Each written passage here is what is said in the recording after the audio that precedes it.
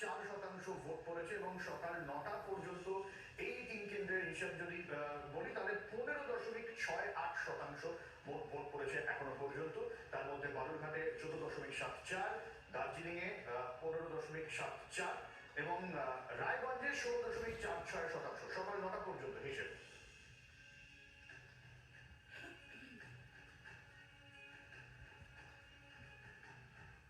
Vote দিন, গণতন্ত্রের ভিত মজবুত করুন। ভোট দিয়ে সেলফি পাঠান আমাদের, আমরা দেখাবো আপনার ছবি। স্ক্রিনে দেওয়া নম্বরে পাঠান আপনার নাম, কেন্দ্রের নাম সহ আপনার ছবি। मेरा सफेद तुरंत खरीदा वोट छाप के मेरी चॉइस मेरा सफेद।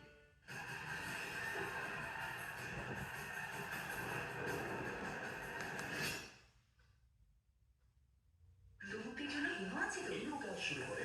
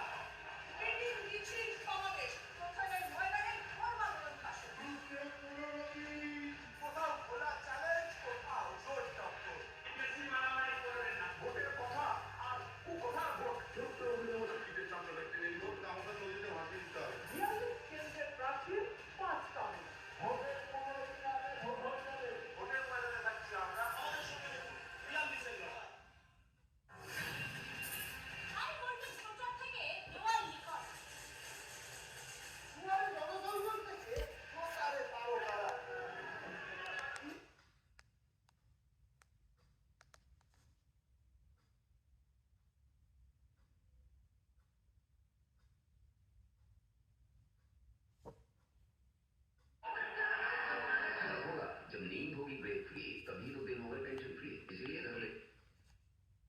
स्वतंत्र भारत के इतिहास का यह एक स्वर्णिम युग है, स्वर्णिम कार्यकाल है। हर एक सेक्टर में देश ने कुछ नया करके दिखाया है और भारत आज दुनिया के अंदर एक धमक के साथ, तेजी के साथ बढ़ती हुई अर्थव्यवस्था के रूप में भी स्थापित हुआ है।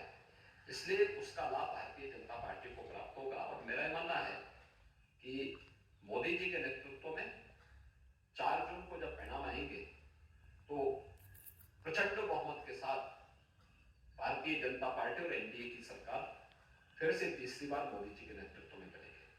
मुख्यमंत्री जी, ये देखा जा रहा है कि इन चुनाव में भी जो विकास के मुद्दे थे वो धीरे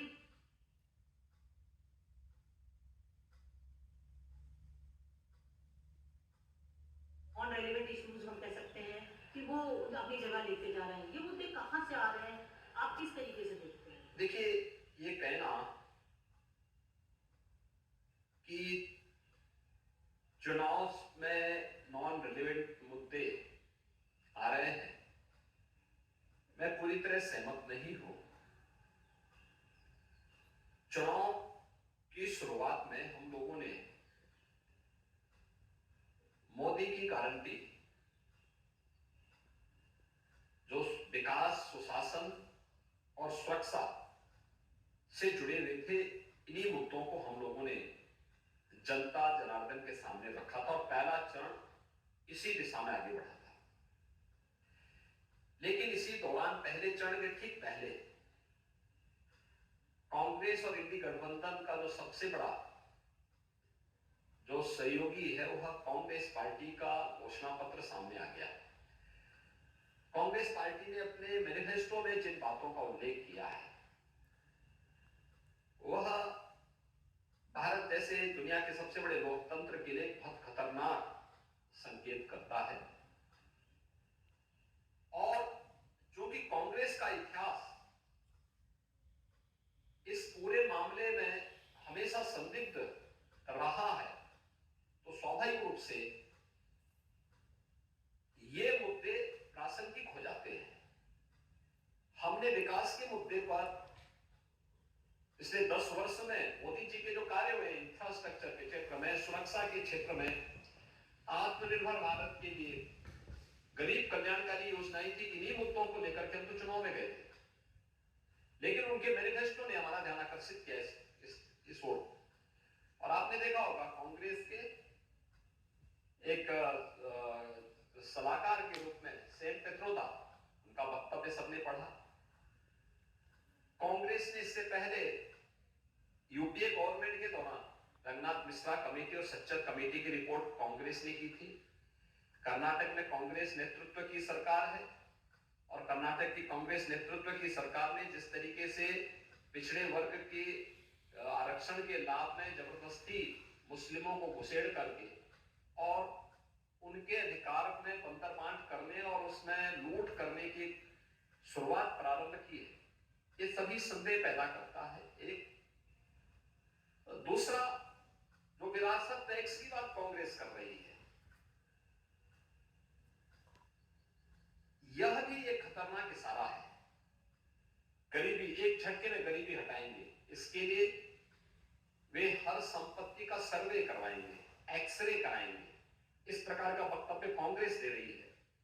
कांग्रेस का मैनिफेस्टो इस बात का उल्लेख कर रहा है और फिर उसके माध्यम से हर एक संपत्ति को ये लोग अपने कब्जे में लेकर के, यानी दोनों चीजें, एक तरफ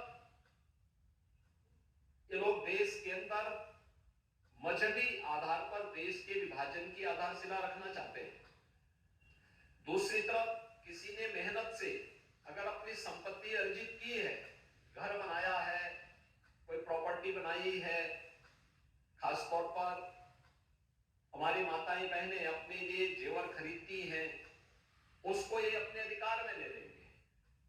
विरासत जो बाप दादों की कमाई है उसका आधा ये लोग हड़प लेंगे। और तीसरा, व्यक्तिगत कानून, पर्सनल लॉ को पुनः लागू करने की बात, 3 तलाक की कुप्रथा को मोदी जी ने समाप्त किया, ये कहते हैं हम फिर से लागू करेंगे। यानी महिलाओं का इससे बड़ा अपमान हो ही नहीं सकता। तो स्वाभाविक रूप से इस देश का विभाजन जिन कारणों से हुआ था। उत्तर प्रदेश के मुख्यमंत्री योगी आदित्यनाथ को आप सुन रहे थे। कांग्रेस के घोषणा पत्र का जिक्र करते हुए, निशाना साधते हुए और इसके साथ ही मोदी सरकार के तमाम कामकाज के उपलब्धियों के जरिए एक बार फिर से सरकार बनाने की वो बात कर रहे हैं। दूसरे चरण का मतदान लगातार जारी है। 88 सीटों पर सुबह 7 बजे से ही चल रही है वोटिंग। सबसे बड़ी कवरेज लगातार जारी है। देखिए बात फौरन लौट रहे हैं, देख लीजिए आज